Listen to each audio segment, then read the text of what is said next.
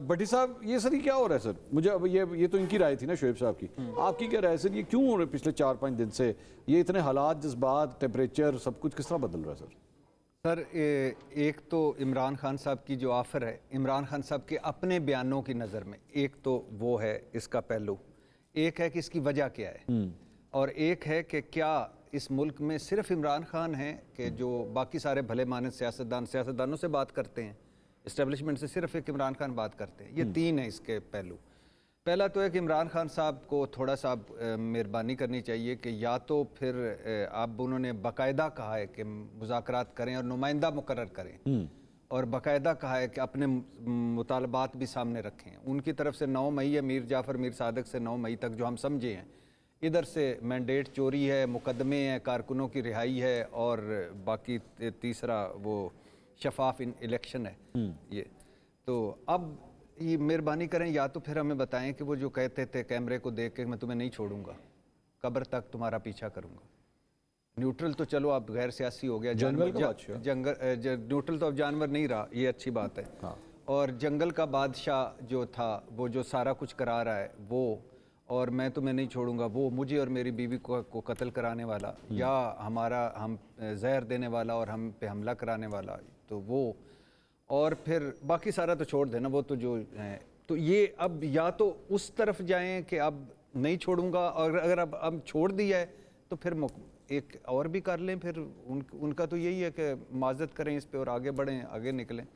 تو یہ نہیں، وہ معذرت تو اس پہ وہ کہہ چکے ہیں کہ آپ نے مجھ سے مانگنی ہے، معافی مجھ سے مانگنی ہے. خان صاحب نے کہا معافی مجھ سے مانگنی. ابھی تک بھائی جان جو ہے کہ مذاکرات کی کوئی برف نہیں پگھلی، کوئی زیرو ٹالرنس ہے دوسری جو ہم نے سنا ہے اس وقت تک کہ عمران خان صاحب کی سافر کے بعد. بشرا بی بی کو آج بھی 9 مئی کے مقدمات میں 11 مقدموں میں. جی وجہ کیا ہے؟ وجہ پہ پہلے آنے سے پہلے میں ایک تھوڑا سا کہ کیا آج بڑا سارے لگے ہوئے تھے عطا طارر صاحب سے لے کر کے، دیکھا یہ کیسا آدمی آ گیا ایلین ہماری سیاست میں، یہ تو صرف ان سے بات کرتا ہے، ہمیں تو سمجھتے ہی کوئی نہیں.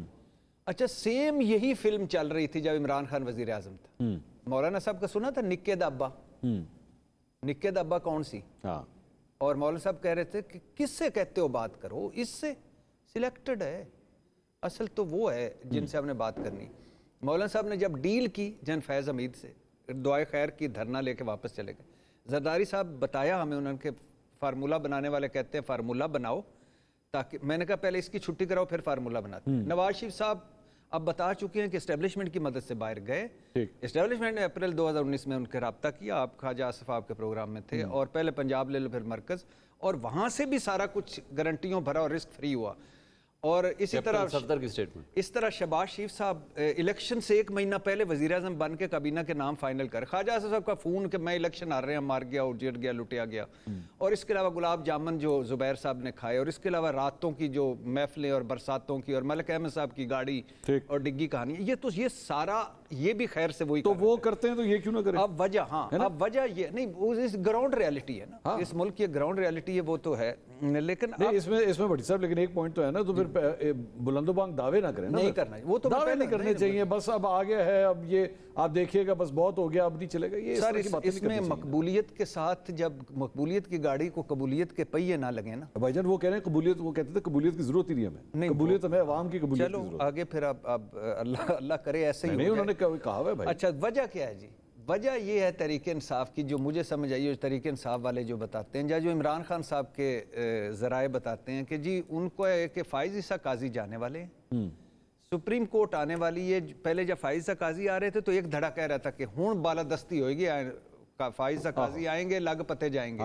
وہ لگ پتے گئے، وہ تو خیر. اور منصور علی شاہ صاحب آنے لگے. اب منصور علی شاہ صاحب آنے، ان کا خیال ہے کہ الیکشن آڈٹ ہوگا.